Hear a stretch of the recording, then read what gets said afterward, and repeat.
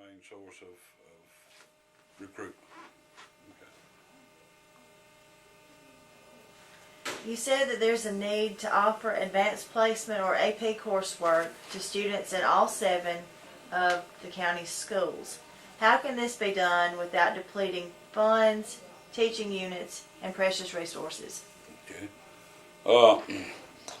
What we'd like to do is start, call it a satellite school or a magnet school, and it would work along the same lines as our technology school works now. The Lawrence County Center of Technology, we have students that leave every school for a half a day and they go to the technology center and they learn their different skills: welding, carpentry, electricity, drafting. But by the same token, we can build a small campus to offer advanced courses such as calculus, trig, college chemistry, maybe some AP classes that we can't offer at their home sites. And we can transport these children the same way that we do the tech schools. The state's already paying for that, so therefore all we have to do is put them on that bus with a trade school and bring them to Moulton. Now then, how can we do this without taking teaching units from other campuses? Well, that can be done simply by this, that retired teachers can make anywhere from $18,000 to $20,000 a year and keep their retirement. But a lot of them still love teaching, and a lot of them want to continue teaching. By doing this, we could take what out of local money that we would pay one full-time teacher.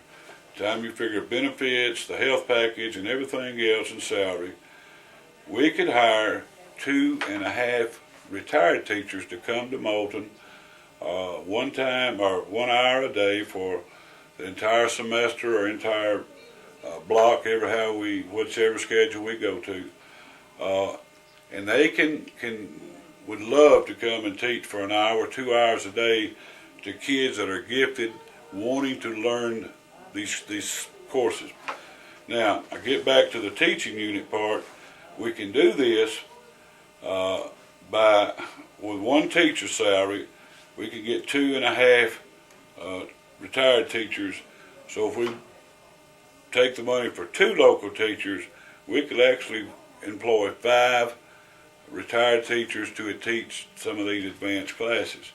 So therefore we can do that with very little added expense on the system, and none of the local schools, community schools, would lose any teaching units.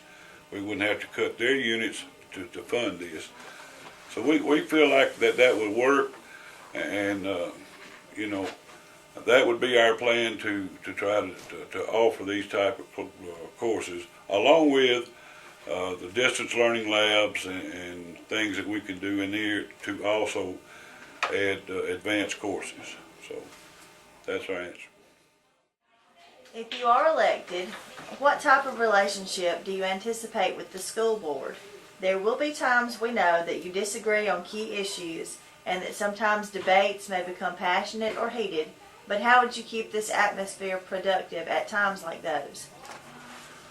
Well, that's the key to any successful program or any successful business, is the people that run and have to work in harmony.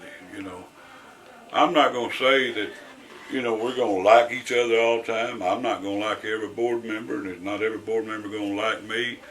But the thing is, it's like we used to tell our football players: I can't make y'all like each other, but I can make you work together. And that's what we're going to try to do. We need a better working relation. Before anything comes to vote, honestly, the superintendent ought to have a pretty good idea before the meeting ever goes of who's going to support this. And you do this by talking to board members. We got to keep an open door there between the superintendent and the board members. Board members don't need any last minute surprises when they come to the board to vote. They don't need to have something on that agenda that they hadn't seen or studied and had time to think about. And a lot of times, because of this lack of communications, This is the only time that the board members can lash out at the superintendent, and this is the only time the superintendent can lash out at them. And guess who gets hurt in that? Lawrence County. We need to do this in a timely manner, and the board and the superintendent need to be able to talk to each other than just at the board meeting.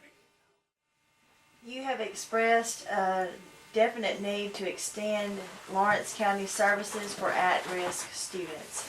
How can you elaborate on that, and what would you do? Okay, of course we handle the at-risk kids at the Judy Jester Center. And what at-risk means is kids that are really not in trouble, they're behind. And what happens when these kids get behind, a lot of times, if we don't get them back in school, they drop out. Well, when they drop out, they become a burden on society. You can't get much of a job today without any kind of high school diploma.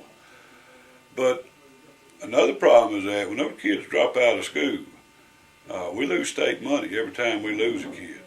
So by expanding the Judy Jester Center, which is at risk, we can take care of every kid when they need help. Like it is right now, they are so strapped at the center that they have a waiting list for students to get in there. We need to avoid a waiting list because, we don't need to ask kids, well, we'll help you when we can get to you. We need to help them now. Do you have programs or plans that would further help educate the growing number of special needs children who are mainstreamed? I know that some schools are starting to experiment with putting all the special needs kids and their aides in one class. What is your view on that? Well, that's something that I need to research because I just go on what first-hand knowledge, first-hand information that I get from special need teachers and from teachers per se. And it's tough, not only on that child. You take a child with a learning disability of, say, math, and then we try to mainstream them into the math classes. Number one, they already know they're in trouble when they go in that class. Is that good for them?